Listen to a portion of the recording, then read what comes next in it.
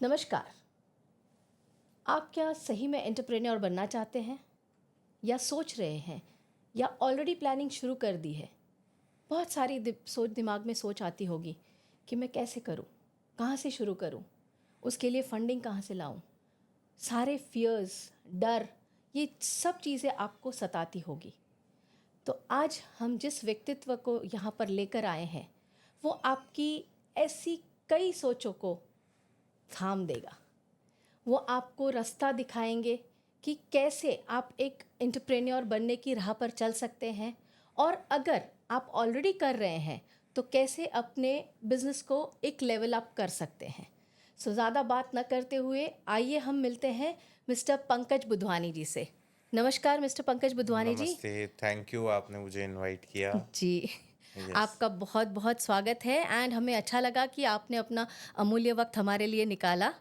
सो आप खुद मतलब मैंने ये चीज़ आपके साथ डिस्कस करने के लिए इसलिए सोचा क्योंकि कहीं ना कहीं आपने भी स्ट्रगल करके यहाँ तक पहुँचे हैं।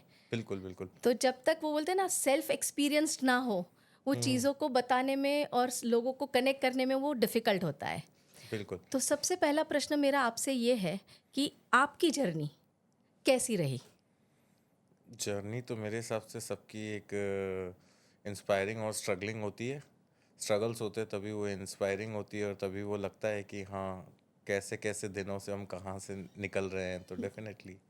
सो I mean like the tough days, जो फियर्स थे आपके अंदर, जो डिफ़िकल्टीज थी आपको फेस करनी पड़ती थी, तो उस वक्त आपके दिमाग में क्या सोच चलती थी? उस अगर एग्ज़ैक्ट उस मोमेंट की बात करोगे तो उस टाइम बस अब इससे निकलना है, निकलना है, निकलना है, निकलना है। मतलब एक वो चक्रव्यूह है, इस सिचुएशन से निकलना है। तो उस टाइम बस यही चलता था, अब उस सिचुएशन से निकलने के लिए क्या कर सकते हैं? वो वाओ! सो मतलब from the struggling phase two आज आई थिंक आप हंड्रेड्स ऑफ क्रोर्स की कंपनी टर्नओवर कर रहे हैं। यार आप ये बोल रहे हो वैसे ऐसा कुछ है ही नहीं, 100 करोड़ कैसे बोलेंगे अपन? मुझे ऐसा सुनने में आया है। नहीं, नहीं, नहीं, नहीं, 100 करोड़ बहुत होते हैं। 100 करोड़ में हमें पहुँचने में 5 साल लगेंगे।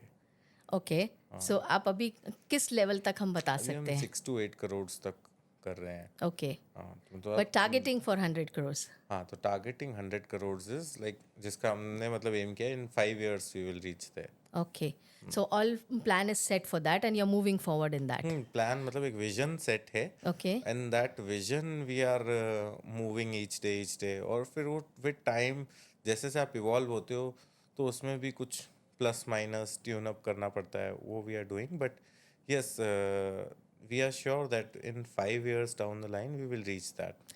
So from 6 to 7 crores to 100 crores in just span of 5 years. Is it really possible? I think possible है। मैं तो रोज़ रात को चैट जीपीटी से भी यही पूछता रहता हूँ कि मुझे ये बताओ कि ये कैसे पॉसिबल है और इसमें क्या क्या ट्वीक्स करने पड़ेंगे। तो Okay.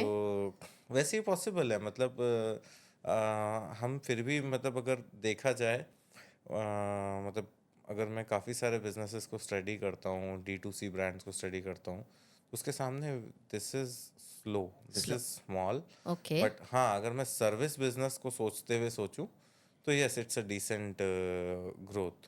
जो Okay. और सर्विस बिजनेस के हिसाब से तो जो हम अभी वी स्टार्टेड इन 2022, अच्छा. We started this company in 2022, so Okay. Today we are at 2025, so from zero to this number is also a decent number. Okay. हाँ, So what it really takes to be an entrepreneur? I think अगर आपको entrepreneur बनना है तो आपको फिर आपके अंदर वो जुनून होना चाहिए कि मुझे वो सब करना है। जैसे कल मैं किसी क्लाइंट से बात कर रहा था, आज उनकी बहुत अच्छी स्कूल है, बहुत अच्छे स्केल पे स्कूल है। उन्होंने कहा जब मैंने 2012 में स्कूल खोली थी, पहले मंथ में मेरे पास 10 एडमिशन्स आए थे, 10-12 एडमिशन आए थे। बस वाला मैंने रखा, अगले दिन बस वाला भाग गया। तो मैंने स्कूल खोली और मैं खुद ही घर पे बच्चों को ड्रॉप करने गया हूँ अपनी कार से। Oh, तो कहने का मतलब कि अगर आप एंटरप्रेन्योर हो, ये वही बात है, अगर आप रेस्टोरेंट खोल रहे हो तो हो सकता है आपको बर्तन भी मांझने पड़े, मांजने पड़ेंगे और आपको जो लोग आ रहे हैं उनको सर्विंग सर्व भी भी करनी करना। पड़ेगी। तो वैसे के वैसे उनकी स्कूल की थी, वैसे के वैसे आज अगर मेरे बिजनेस की है, तो आज अगर मैं मतलब आप एंटरप्रेन्योर तभी बन सकते हो या मतलब तभी कर सकते हो उसको सक्सेसफुल कि आपको पता हो कि आपने ज़ीरो से स्टार्ट किया।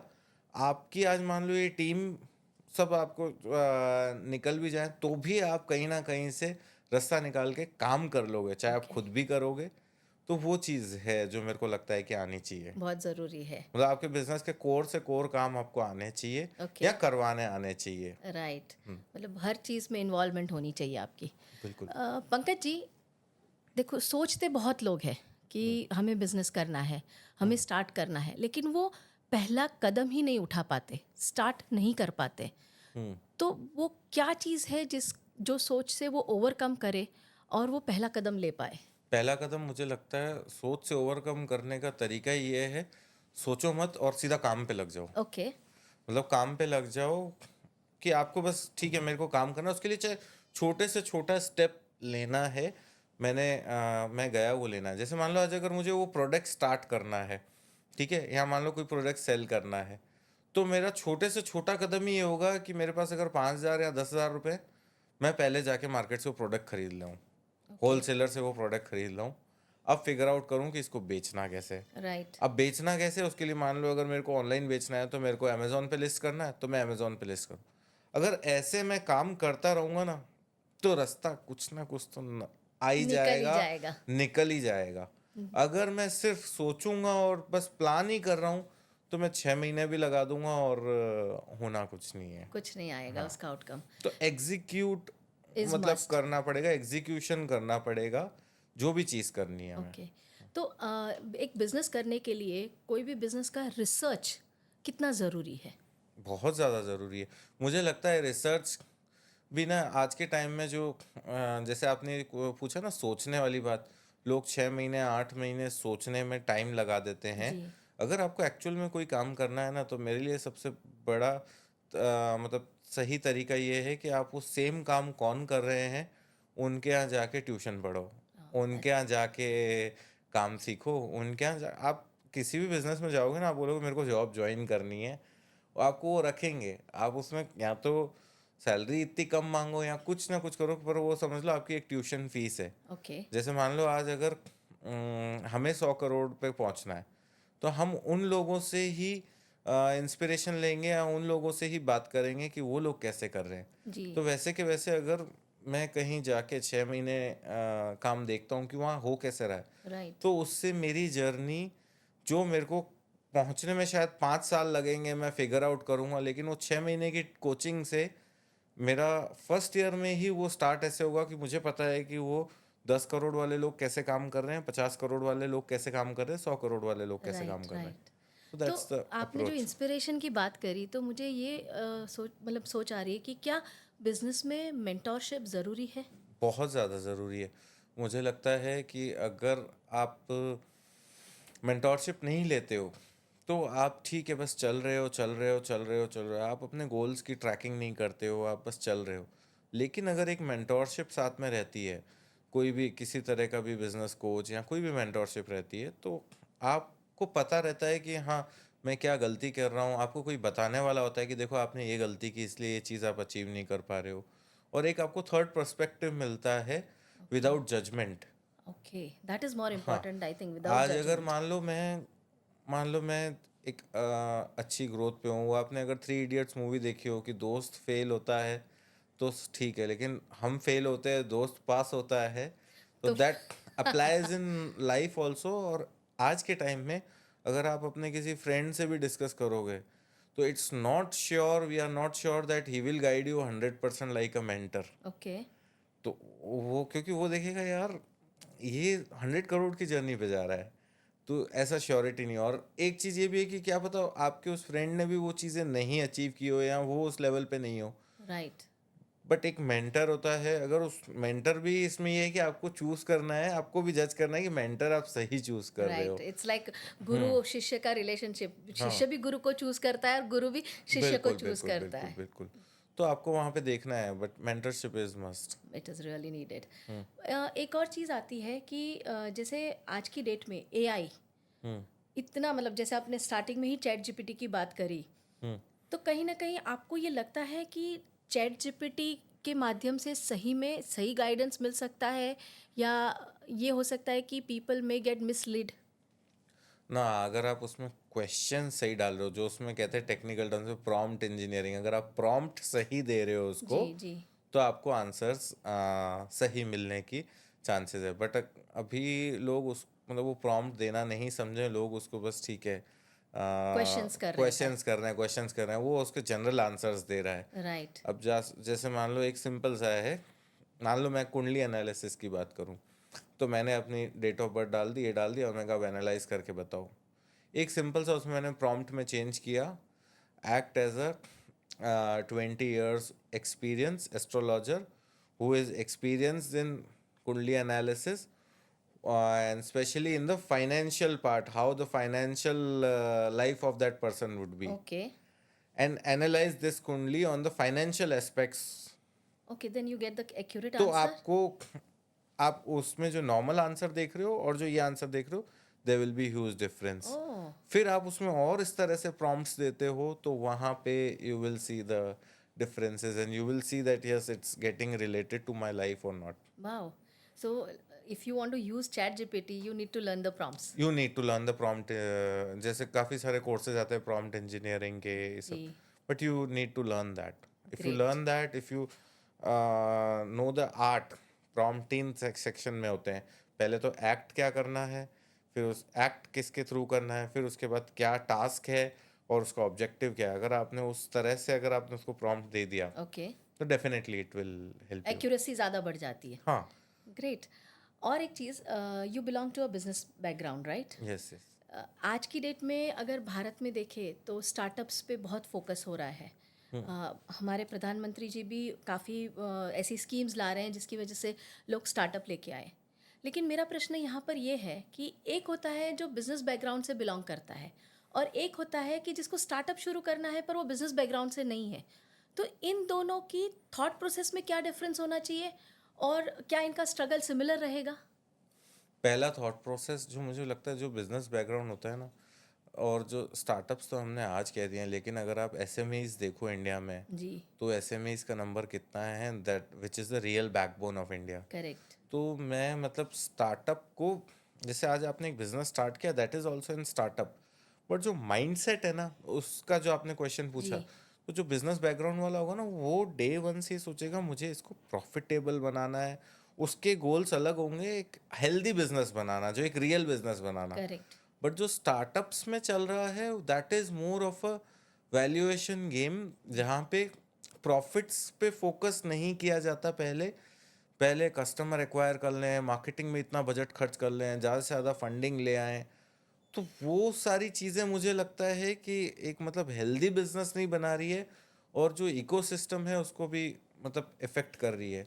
ऐसा नहीं है कि सारे बिजनेसेस उस स्केल पे जा रहे हैं। तो वो जो करेक्ट। फंडिंग और वैल्यूएशन वाला माइंडसेट है ना, दैट इज रॉन्ग एक्चुअली। जितने, और मैं इसमें काफ़ी सारे रॉन्ग एग्जांपल्स भी सेट हो रहे हैं, जैसे अभी चाहे हम बायजूस की बात करें, राइट। या फिर हमें जैसे एक वो दिल्ली में कैब सर्विस थी, ब्लू करके बैटरी वाली जो कैब जी, सर्विस थी। जी, तो ऐसे जी। बहुत सारे हैं जो, स्टार्टअप बट एक शुरू जो, होके बैठ हाँ, जाते हैं। बट जो एक बिजनेस वाला बंदा होगा ना, वो कहेगा मुझे प्रॉफिट समझ में आता है डे वन से। राइट। एंड बिजनेस होता ही किस लिए, कि हाँ आपको उसको प्रॉफिटेबल बनाना है। तो करेक्ट। अगर आप उसको, नहीं मैं 5 साल बाद प्रॉफिट होगा, ये होगा, वो एक इन्वेस्टर माइंडसेट हो सकता है, लेकिन आप उसमें से वैल्यूएशन और वो गेम खेल रहे हो, तो वो राइट नहीं है। राइट नहीं है। तो जैसे आपने काफ़ी पॉइंट्स तो दे दिए, लेकिन अगर ये नॉन बिजनेस बैकग्राउंड से पर्सन स्टार्ट कर रहा है, तो उसके अलावा जब स्टार्टिंग है तो उसके लिए वो कौन से पॉइंट्स रहेंगे जो उसको जॉट डाउन करने हैं और जिसको ध्यान में रखते हुए उसको स्टार्ट करने हैं? देखो, नॉन बिजनेस बैकग्राउंड से अगर कोई बंदा बिजनेस स्टार्ट कर रहा है, तो सबसे पहले पहले तो उससे क्या बिजनेस करना है, उस पर छोटा मोटा एग्जीक्यूशन करना चाहिए मेरा तो सबसे पहले, और एग्जीक्यूशन से कुछ पैसा निकालना चाहिए। ओके। सबसे पहले कोई फर्क नहीं पड़ेगा आप नॉन बिजनेस से हो, बिजनेस से हो, आप एक बार अगर पानी में कूद गए हो तो तैरना सीख ही जाओगे। जी, जी, जी। बट आपको छोटा मोटा एग्जीक्यूशन करना पड़ेगा। तो आप पहले तो कुछ छोटे स्केल पे उसको एग्जीक्यूट करें, और देखें कि आपके पास उसकी फाइनेंशियल वायबिलिटी आ रही है कि नहीं आ रही है। ओके। वायबिलिटी आने के बाद उसको बिजनेस को स्टैब्लिश करना स्टार्ट करें धीरे धीरे। और देखिए कि इसको स्टार्ट करने के साथ साथ आपको कहाँ से मेंटरशिप मिल सकती है। राइट। मेंटरशिप या तो डायरेक्ट कोई बिजनेस कोचेस, या फिर इसी तरह के सेम बिजनेस रन करने वाले अगर कोई लोग हैं जो आपको सपोर्ट कर सके कि हाँ कैसे खड़ा करना है बिजनेस, जी। तो दैट वुड रियली मतलब हेल्प। गुरु तो ज़रूरी है ही है। बिल्कुल बिल्कुल। अच्छा, एक चीज़, चलो आप हमने बिज़नेस स्टार्ट कर दिया, कुछ भी करके ये कर दिया, लेकिन बिज़नेस ऐसा है कि you should be prepared for any worst, right? Hmm. तो कभी कभी सडन लॉसेस आ जाते हैं, उसको इंसान कैसे हैंडल करे? भाई जैसे सडन लॉसेस आ जाते हैं, और उसमें आपको दो चीज़ें देखनी पड़ेगी। एक चीज़ तो ये देखनी है कि ये लॉस जो आया है ये मेरी किसी गलती के कारण आया है और मेरा बिजनेस वाइबल है, ओके। और मेरे बिजनेस ने अगर मुझे पास्ट में भी प्रॉफिट्स दिए हैं, या आगे मुझे इंस्टिंक्ट आ रहा है, मुझे लग रहा है कि प्रॉफिट दे रहा है, या और लोगों को यही सेम बिजनेस बहुत प्रॉफिट दे रहा है, ओके। तो मेरी गलती के कारण हुआ है, तो वो लॉस के लिए तो मुझे भरना चाहिए। हाँ, अगर ये नहीं है, दूसरा कुछ केस है कि यार वो बिजनेस बैठ ही नहीं रहा है, या मेरे मॉडल बराबर नहीं साथ है। मॉडल में कुछ प्रॉब्लम है, जी। देन उस लॉस को बुक करके बंद करके वापस नए रीस्टार्ट सिरे से। करना चाहिए। ओके। तो दोनों केसेस में आपको समझना पड़ेगा। जैसे मान लो हमने स्टार्ट किया, कुछ ईयर स्टार्ट में हमने भी जब स्टार्ट किया तो हर बार गलतियां की है, बहुत सारी गलतियों से सीख रहे हैं, जी। तो उन गलतियों में लॉसेस भी किए, और लॉसेस में दिखता था कि हाँ ये लॉस किया है, लेकिन लग रहा है नहीं ये आगे जाके बड़ा बन सकता है, इसमें पोटेंशियल है, तो लॉस की भरपाई की है। उसके लिए ओके। आपके ऊपर है, आप कैसे अरेंज करते हो, फ्रेंड से, रिलेटिव से, फाइनेंसर से, कोई भी, लेकिन आपको वो डटे क्लियर रहो। होना चाहिए कि यस। हाँ। और मुझे लगता है जितना ज़्यादा आप लगे रहोगे चीज़ें फिगर आउट हो जाएगी। कंसिस्टेंसी इज हाँ। मस्ट। तो ये आई मीन लाइक ऐसा है कि मुझे लगता है कि ये पहला जो 1 करोड़ बेंचमार्क है, वो शायद सबसे टफ होता होगा नहीं, कोई भी हर बिजनेस स्टेज में। टफ है। 1 करोड़ जब हम पहुँचे तब तक 1 करोड़ लगता था, फिर जब 6 करोड़ है तो 6 करोड़ टफ लगता था, फिर 10 करोड़ है तो अब 10 करोड़ बहुत टफ लगता है। हर स्टेज टफ है। Is it? और हर स्टेज के लिए हाँ, जब तक आप मतलब जब आप 100 पे भी पहुंच जाओगे तो आप रुक तो नहीं जाओगे। बिल्कुल। 100 के बाद अब आप सोचोगे कि 150 पे पहुंचना है, 160 पे पहुंचना है।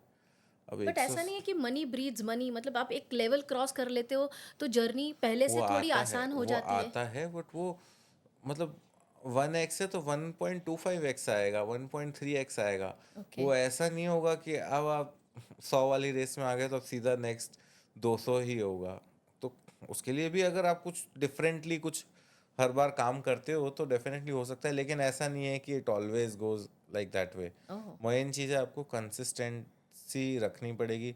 मुझे याद है पहले साल हम सोचते थे 5 लाख रुपए महीने का भी बिजनेस हो जाए पहले साल, पहले मंथ, तो भी बहुत है। We will have a good survive at least. Survive also, and we will have a good time. Right. But आज अगर पूछा जाए, मतलब वो 5 के हिसाब से देखा जाए तो 60 लाख, तो पहले साल तो हम 1 करोड़ सोच भी नहीं रहे थे, राइट। लेकिन हम किसी तरीके से वहाँ तक पहुँचे। दूसरे साल फिर और उसको किया, तो वैसे करके आप सोचते हो कि हाँ, लेकिन वो हर स्टेज टफ है, टफ है। और it's her not stage easy. पे आपको मतलब स्ट्रगल करना ही पड़ेगा। हर स्टेज के अलग अलग स्ट्रगल्स होते हैं। जैसे जी। कल मैं भी एक ये सेम तरह का सवाल मैं अपने एक फ्रेंड से पूछ रहा था। मैंने कहा यार जो 100 करोड़ वाले लोग हैं या 500 करोड़ वाले लोग हैं, तो उनको टेंशन नहीं होती है? तो वो बोले देख, मुझे हर महीने 1 करोड़ की सैलरी देनी होती है। मैं एक और बिजनेस वाले को जानता हूँ, उसको हर महीने 5 करोड़ की सैलरी देनी होती है, तो राइट। 60 करोड़ तो उसको सैलरी देनी है। तो क्या मैं तो 5 करोड़ सोच भी नहीं सकता कैसे इकट्ठे करूं, लेकिन उसको हर महीने 5 करोड़ देनी है। तो राइट। क्या हर बिजनेस के वही स्ट्रगल है, कैश फ्लो चैलेंज या वो सारे चैलेंज, टारगेट, टर्नओवर मीट करना है, उतना करना है, कैश मतलब कलेक्शन ईज का? तो है ही नहीं।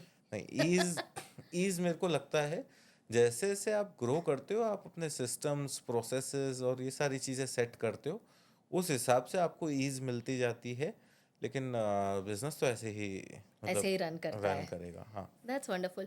तो कहीं ना कहीं। और फिर उसमें हाँ। एक चीज़ और है, उन्होंने कहा अगर ऐसा नहीं कर रहे हो तो that business is under utilised. क्या ओके। अंडर यूटिलाइज मतलब कि मान लो अगर आपके बैंक में 1 करोड़ रुपए पड़ा है और आप आगे से आगे मतलब अगर पड़ा है और वो काफी टाइम से पड़ा है तो मतलब आप आगे ग्रोथ सोच ही नहीं रहे हो, आगे एक्सपेंशन नहीं सोच रहे हो, आगे आप ये चीज नहीं सोच रहे हो।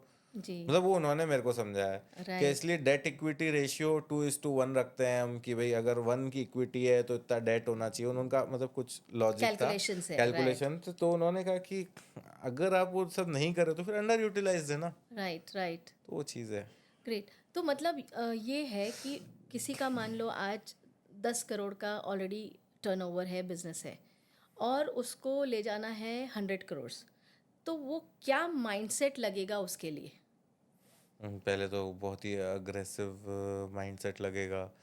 फिर अग्रेसिव माइंडसेट के साथ स्ट्रैटेजी कि ये होगा कैसे, फिर होगा कैसे, फिर उसके साथ मेच्योरिटी कि भाई ये this is not a 1 month और 6 मंथ्स गेम, 1 ईयर गेम। इसको अगर है तो ये कितने टाइम में अचीव होगा।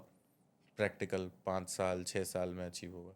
तो 6 साल के लिए हमें स्टेप बाय स्टेप क्या काम करने पड़ेंगे right. So that we can achieve. तो मेन चीज़ है कंसिस्टेंसी और एक विजन की कितने टाइम में आप कैसे कैसे करोगे, करेक्ट, वो मतलब आई क्लैरिटी थिंक होनी पूरा चाहिए। चार्ट उनको रेडी करना पड़ेगा बिल्कुल। With all the bifurcations, but बिल्कुल। Then only it is possible. Then only it is अच्छा, पॉसिबल। एक और चीज़ है, कई बिजनेसेस ऐसे हैं कि काफ़ी सक्सेसफुल हुए और सडनली वैनिश हो गए, तो ये क्या वजह हो सकती है?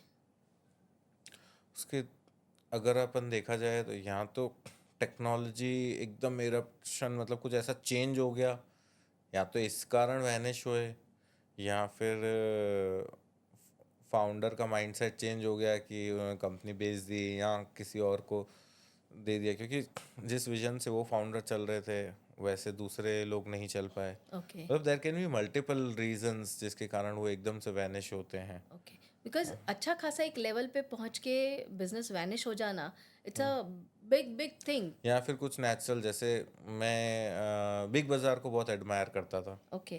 ठीक है। अब बिग बाज़ार और उनका मैंने जो किशोर बियानी जी हैं, उनके काफ़ी इंटरव्यूज़ भी सुने। उनका पर्सनल मैंने वहाँ पे एक इवेंट भी अटेंड किया जहाँ पे उन्होंने अपना पूरा एक्सप्लेन किया। ओके। तो द बिग बाज़ार क्यों फेल हुआ, कोविड एक रीज़न था। फिर उसके बाद ये जो मल्टीपल जो कंपनीज का पंगा चल राइट। रहा था, तो मुझे लगता है कि there can be multiple reasons, लेकिन वी हैव टू स्टडी कि क्या है। राइट। टेक्नोलॉजी के कारण काफ़ी सारे बिजनेसेस एकदम से वैनिश होंगे या करेक्ट। हो रहे हैं। राइट। आई थिंक ये चीज़ें ना ऐसी है कि no doubt there are certain rules, but certain things तो आपको एक्सपीरियंस करने से ही पता हाँ, चलेगा। जैसे ना कल एक पढ़ रहा था मैं चीज़ कि